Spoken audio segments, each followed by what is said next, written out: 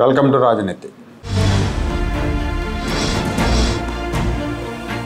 మన తుఫాన్ సందర్భంగా ఆర్టీజీఎస్ కమాండ్ కంట్రోల్ సెంటర్లో ముఖ్యమంత్రి చంద్రబాబు నాయుడు గారితో పాటు డిప్యూటీ ముఖ్యమంత్రి పవన్ కళ్యాణ్ గారు, ఐటీ విద్యాశాఖల మంత్రి నారా లోకేష్, హోంమంత్రి వంగలపూడి అనిత, ఇతర అధికారులంతా కూడా రేయింబవళ్ళు డ్యూటీ చేశారని చెప్పాలి. తుఫాన్ తీవ్రతని దృష్టిలో పెట్టుకొని ఎక్కడికక్కడ జిల్లాల్లో ప్రత్యేక అధికారులు నియమించారు.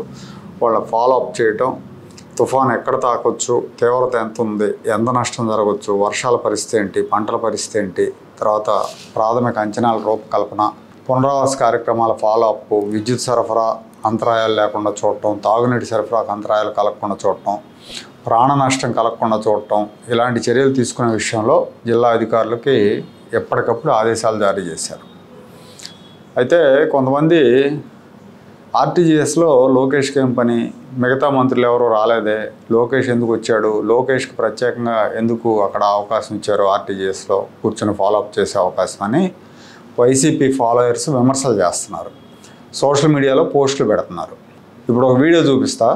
ఇతను లండన్లో డాక్టర్ అంట. మరి పశువుల డాక్టరో మనుషుల డాక్టరో తెలియదు, కానీ నాలెడ్జ్ మాత్రం సున్నా అని అర్థం అవుతుంది. ఒకసారి చూడండి.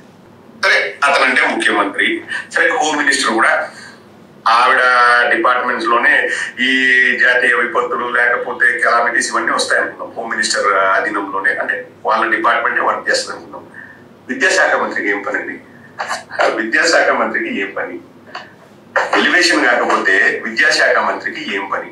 ఇంకా రమ్మని చెప్పు రవాణా శాఖ మంత్రిని, లేకపోతే కల్తీ మద్యం శాఖ మంత్రిని, ఇసుక దందా శాఖ మంత్రిని, అందరినీ రమ్మని చెప్పాడు కూర్చోమని. చూడండి, మళ్ళా ఇక్కడ కూడా అబ్బా కొడుకులకే పేరు రావాలా అంటే మిగతా ఎవరికి రావడం ఇష్టం లేదంటే ఎక్కడో పవన్ కళ్యాణ్ కూడా కూర్చున్నాడు. నేను చూసా ఎక్కడో, అది కూడా నాకు కనిపించింది. చూసారుగా, వెకిల్ నవ్వులు, ఎక్సెక్కాలు ఇవన్నీ కూడా ఇతనికి సహజంగా అబ్బిన లక్షణాలు అన్నమాట. సో ఆ రకంగా ఈ ప్రభుత్వం మీద, ప్రభుత్వంలో ఏం చేసినా కూడా లండన్లో కూర్చొని విమర్శలు గుప్పిస్తూ ఉంటాడు. ఇప్పుడు కూడా లోకేష్కి ఏం పని, అబ్బా కొడుకులకి క్రెడిట్ తగ్గాలని తాపత్రయపడుతున్నారని అవాకులు చవాకులు మాట్లాడుతున్నాడు. లోకేష్కి విద్యాశాఖతో పాటు ఐటీ శాఖ కూడా ఆయనకే ఉంది.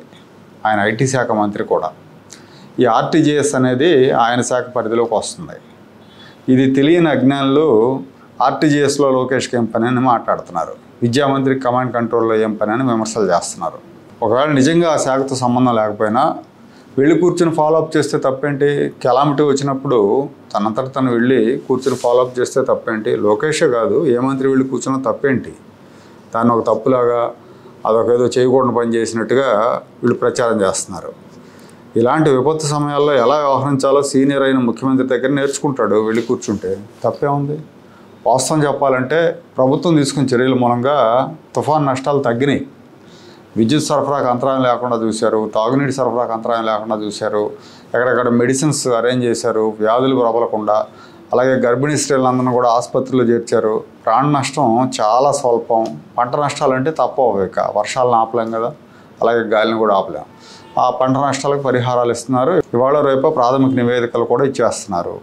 ప్రజల్లో బాగా డీల్ చేశారు అన్న సానుకూల అభిప్రాయం వ్యక్తం అవుతుంది. దీన్ని తట్టుకోలేక అక్కసు వ్యక్తం చేస్తున్నారు.